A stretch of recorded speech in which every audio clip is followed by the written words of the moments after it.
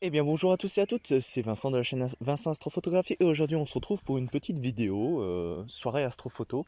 Cette vidéo sera, enfin, si j'arrive à la tourner correctement, sera un petit condensé de ce que je vais faire ce soir. Comme vous voyez, moi peut-être pas, donc je suis sur le terrain là où je vais faire mes photos. Et ce soir je vais photographier la nébuleuse du Croissant. Et donc voilà, je vais essayer de faire une petite vidéo vous montrant. Donc là, je vais déballer tout le matériel qui est là. Je vais le mettre sur les dalles du club, du terrain du club. Et, euh, et par la suite, donc on va faire juste une petite vidéo, montage voilà. Et je vous montrerai les différents procédés que j'utilise. Si j'arrive à l'incorporer, donc l'image finale résultante de cette soirée. Alors espérons que le ciel soit bon parce que les nuages d'altitude là qui y sont actuellement n'étaient pas prévus. Donc on verra. Mais sinon le ciel a priori devrait être bon toute la nuit. Pas d'humidité. Il va faire 8 degrés au minimum. Voilà. Donc je me situe au-dessus de la plaine d'Alsace, pour ceux qui veulent savoir. Alors je vous donnerai pas l'endroit exact, parce que c'est un terrain privé. Mais voilà, donc je me situe juste au-dessus, enfin dans les Vosges, quoi, les Vosges alsaciennes, et dans les vignobles, quoi. Voilà, tout simplement. Allez, du coup, sur ce, je vais déballer tout le matériel et je vous reprends plus tard.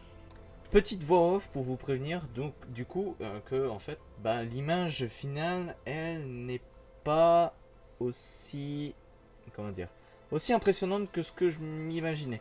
J'ai eu de nombreux problèmes, notamment au niveau du guidage, de la mise en station et de l'équilibrage, qui m'avait fait perdre considérablement du temps de pause. Je voulais commencer à 23h30 cette cible, et je n'ai pu que la commencer à partir de minuit et demi, 1 heure. Donc voilà, on perd quand même déjà 2 heures de temps de pause sur les 4 heures qui étaient prévues. Du coup, je n'ai fait que 2 heures, même 1 heure et demie. Donc on se retrouve avec 40 fois 180 secondes, il me semble. Quelque chose dans ce style. À ISO 1600. Ce qui est relativement correct pour un premier jet, parce que c'est la première fois que je photographie du coup cette cible. Et c'est vraiment pas mal. Du coup, au niveau matériel, je possède un 150-750 sur monture équatoriale allemande HEQ5 Pro Goto. Je possède un système de guidage, donc avec une lunette de 50 mm de diamètre et de 200 mm de focale, avec une caméra ASI ZWO ASI 120 mm mini. Voilà. Et niveau appareil photo, donc je suis sur un Canon EOS 500D Astrodon défiltré par Richard Galli. Niveau ordinateur, voilà, je commande tout avec Astrophotographie Tool. Niveau guidage avec PHD to Guiding. Et je pré-traite avec Cyril, avec Photoshop, Lightroom et Photoshop. Voilà. Donc on était plusieurs sur le terrain à ce moment-là. On a fait de l'observation pendant que pendant que je faisais des photos, on a fait de l'observation. On a observé M13, M51, M57 aussi un peu, avec un Dobson 250 mm, c'était pas mal. Et du coup, on se retrouve à la fin du montage. Et là, je vais vous mettre une petite vidéo du lever de soleil parce que en fait, elle est vraiment très belle.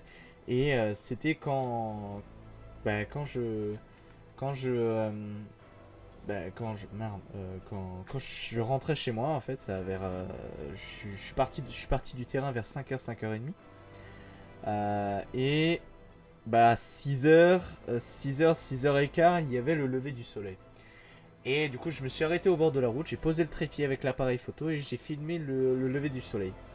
C'était magnifique, là voilà vous le voyez actuellement.